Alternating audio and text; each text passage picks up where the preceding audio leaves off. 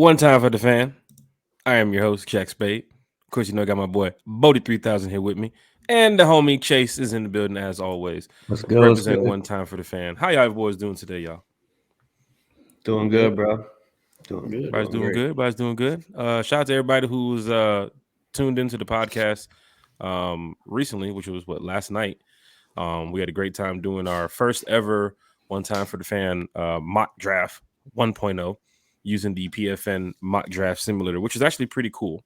So we was able to chat it up with the fans and talk a little bit about some of the draft picks. But this show here tonight, or this quick episode of One Time for the Fan, is just on Calais Campbell. And here at One Time for the Fan, we want to start off by saying welcome to Atlanta, Calais Campbell. Yes, sir. Of course, for One Time for the Fan, over a course period of time, you guys can be seeing some shorts coming from us, YouTube shorts, and a lot of these videos pre-recorded to where we can give you guys as much content as we can. So when the news that Calais Campbell was coming out here to Atlanta, we wanted to do something quick here for the fan base, so everybody can just be in tune of what's going on with the Atlanta Falcons, especially with this big signing of Calais. And Bodie Chase, let's just go ahead and get right into it. Calais Campbell, we heard about the information from last week and so forth of him visiting with the Falcons and then going around and visiting with some other teams. The Jags were involved too as well. Heard that he was on the way to New York when he made the decision of sticking with Atlanta after having the conversation with, I believe, Terry and Arthur Blank. He had like a 40-minute conversation, I believe. But that's just big when you have a guy like Calais Campbell. We're going to go over his stats and, of course, his career and some other things about him. But Chase, this is huge news for the Atlanta Falcons. I know you didn't get him at the beginning of his career, but anywhere you can get Calais Campbell on the field would be great. And Atlanta Falcon fans should be happy that Calais Campbell is now a member of the Atlanta Falcons. So from Jack Spade, welcome to Atlanta Falcons, Calais Campbell. Chase, just your thoughts on the signing of Calais.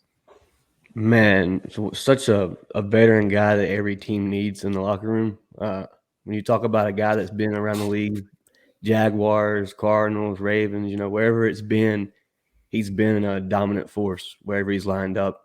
And just today, from listening from what he's had to say, he's excited. And it makes me feel good as a fan because this is a player that I even said in the group chat, this is a player that's looking for a team that's competing, that's going to go get a ring.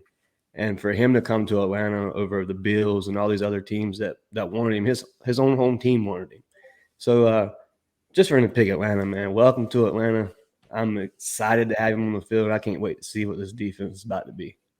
And of course, here at One Time for the Fan, we're always excited to have new members of the Atlanta Falcons. And shout out to all the former members of the Atlanta Falcons who did the best they could here to help win some games and put us in the best position possible. But as you can see, over the past couple of years, it hasn't been the greatest situation here in Atlanta on the field. But to have some of these new players in the building is a positive. It's big for Atlanta Falcon fans when you can see some new faces. So once again, shout out to Calais Campbell. Bodie, the professor. Glad to have you here because this is kind of like a Bodie's breakdown that we're going to be pretty much picking off of. But Calais Campbell, your thoughts on him being here in Atlanta and how excited are you just to have the big dog, the OG in the house? Man, my favorite, I think I said it on a pod before, it's my favorite move that the Falcons have made of this offseason. He isn't, like you said, he isn't the young buck, from way back when. He's a veteran, a wily veteran. He's been around, but he's still playing at an incredibly high level, even at his age. And it's just amazing. They said, I saw a stat that said he is a 70 and up PFF grade for 12 years straight. That is Straight fucking amazing. When you see Calais, I mean, when you see some of these,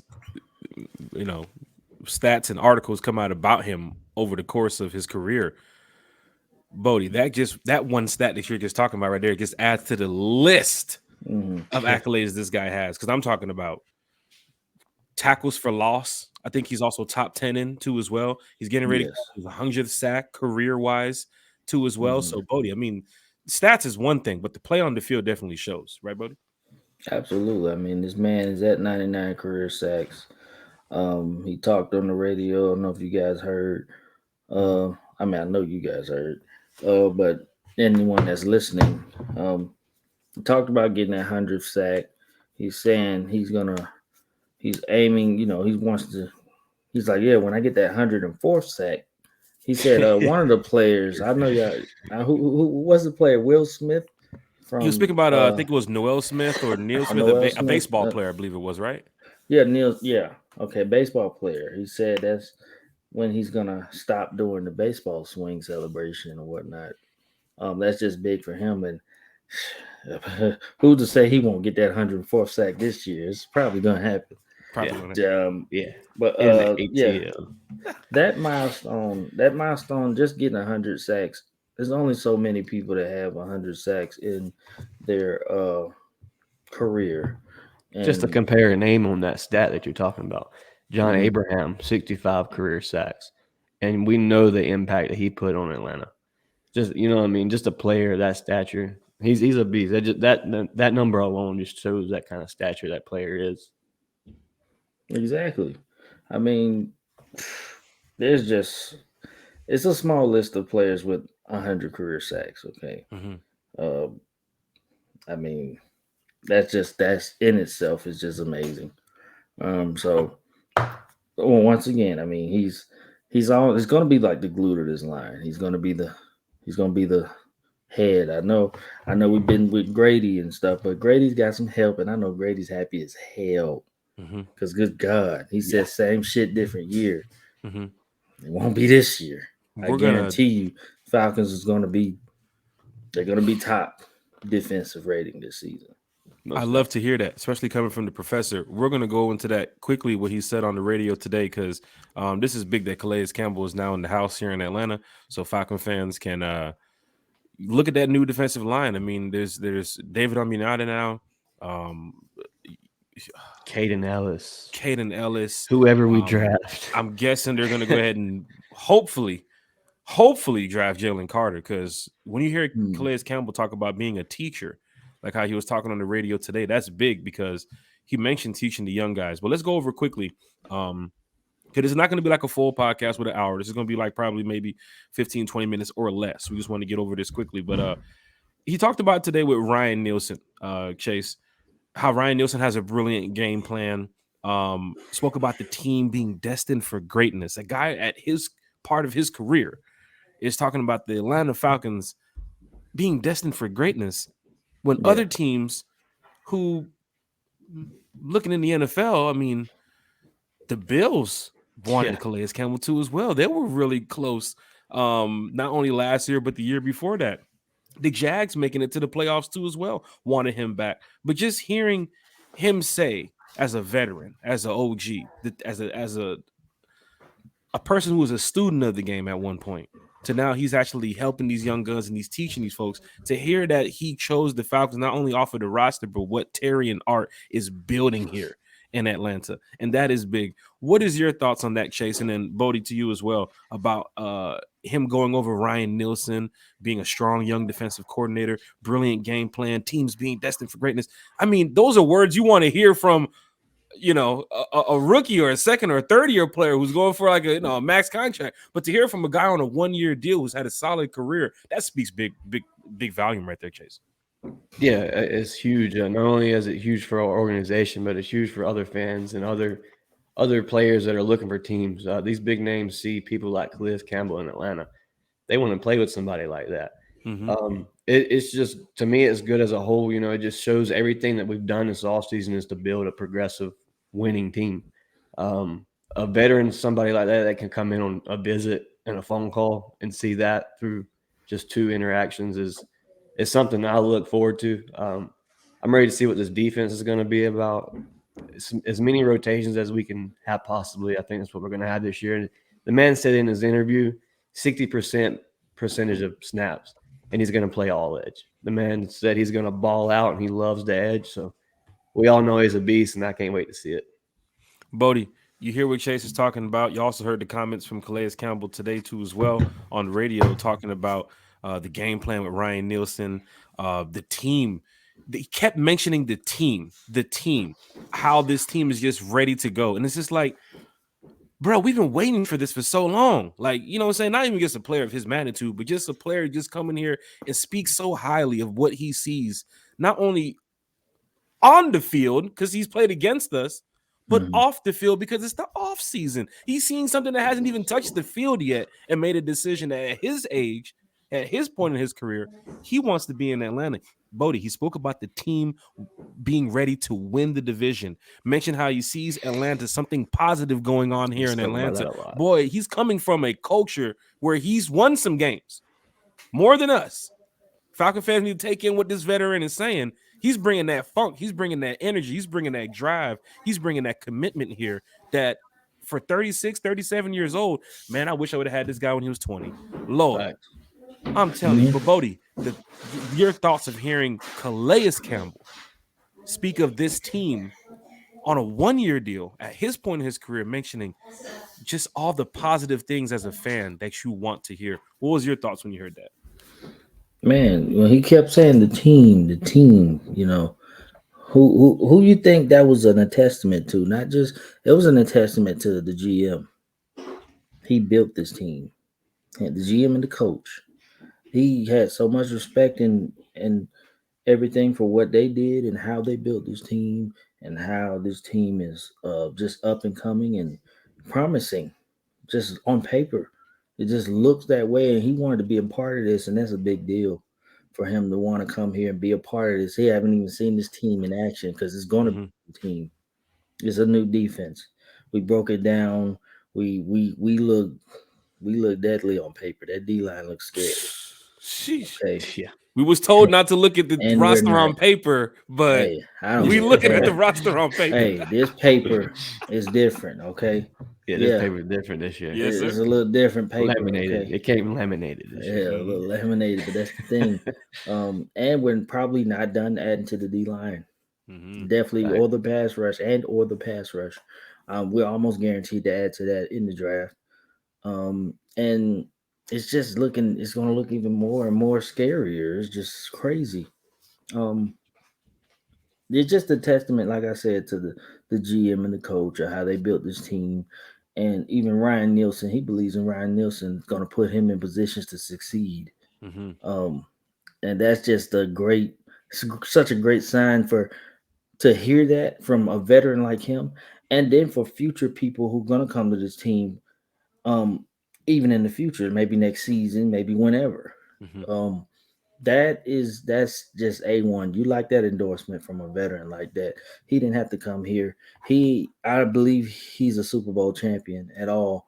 He could have went and ring chased like most veterans try to, like Dwight Freeney did that year. This could be the rebirth of something that we've seen. I mean, this is amazing. Yeah. Exciting football. It is exciting, and the fact that he believes we have a chance to win the division is just speaks volumes. Hearing that over the when I'm listening to it today at work, I'm like, dude, he just said we have a chance to win this division. And of course, you know, after you win the division, you move on to the playoffs. And I'm listening to these words. I'm like, wait a minute, win the division, playoffs. Hold on, above 500. What are you doing here? It's April. And that if you're saying that means we need to just up our expectations about our own team. Because this man is looking from the outside in.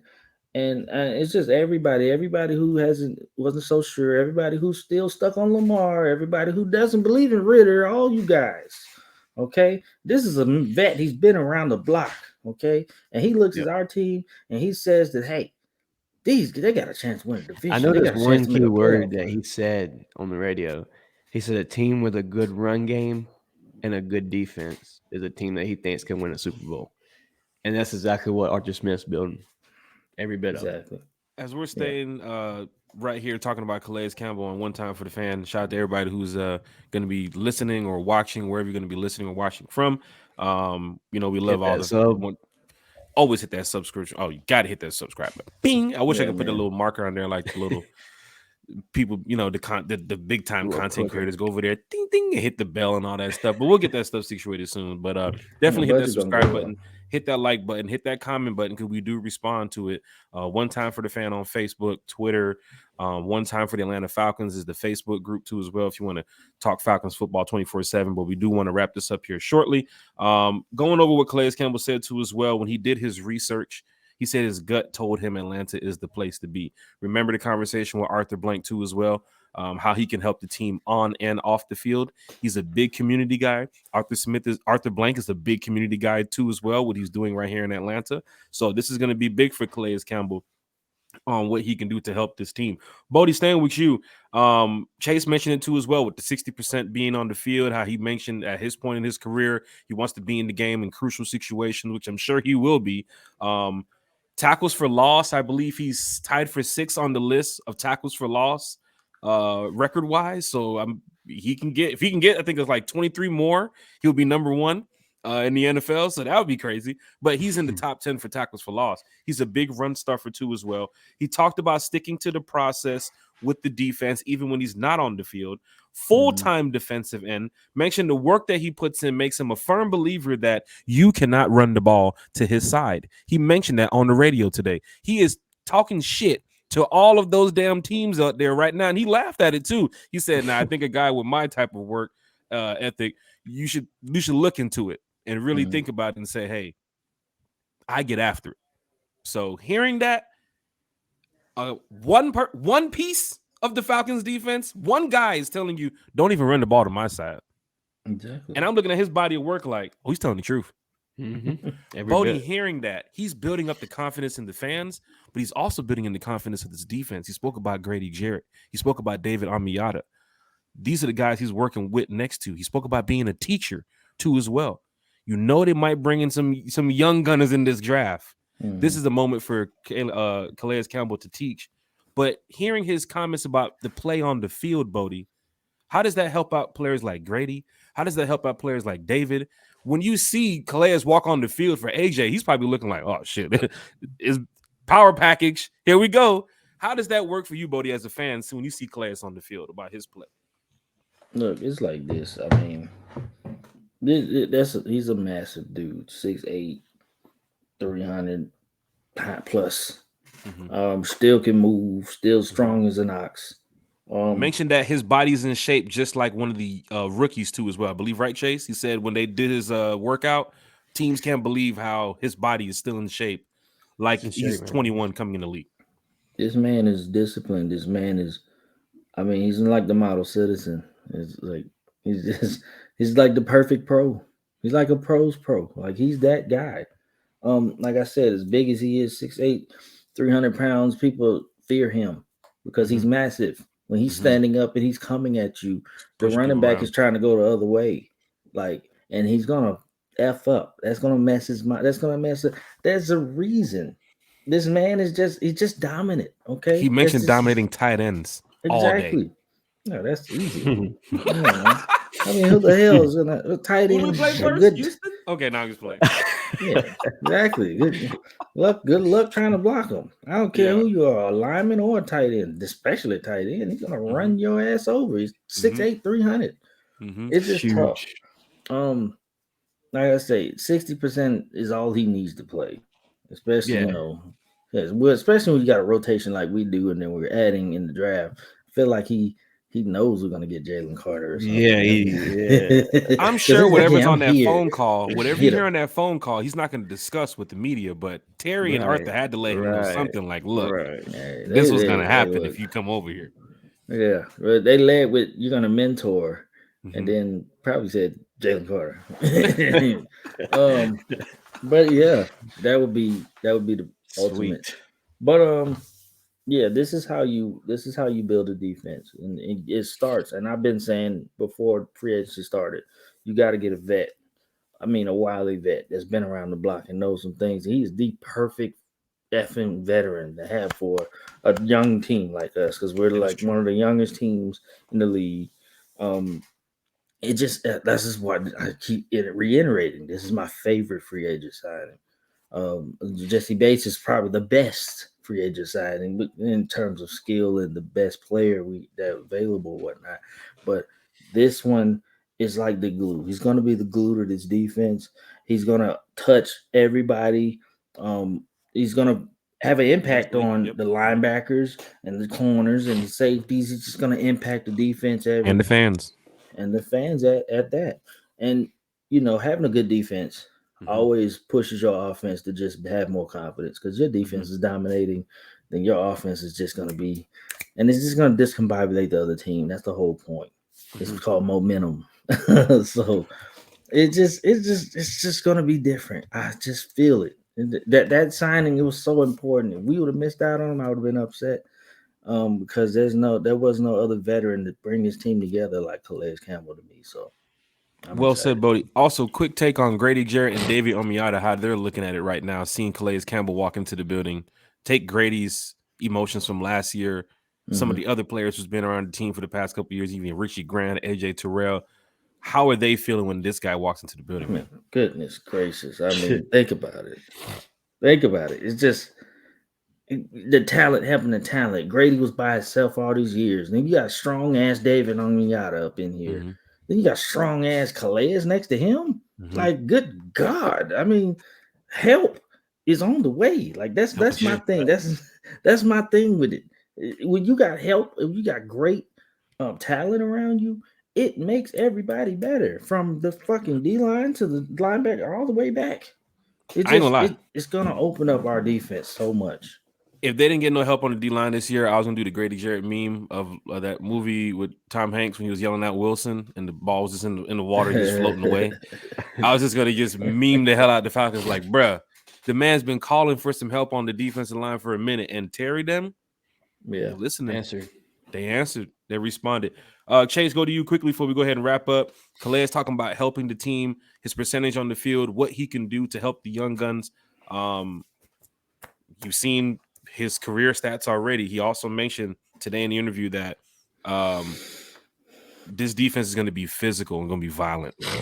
Like, we're building something serious here.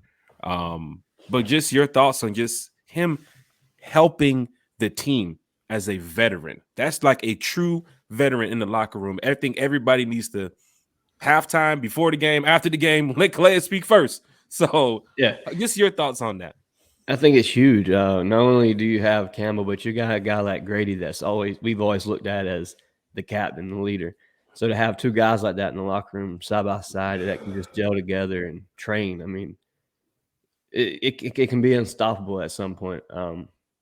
I think this team's going to definitely advance to the next level. I don't think we'll be bottom 3 in defense this year.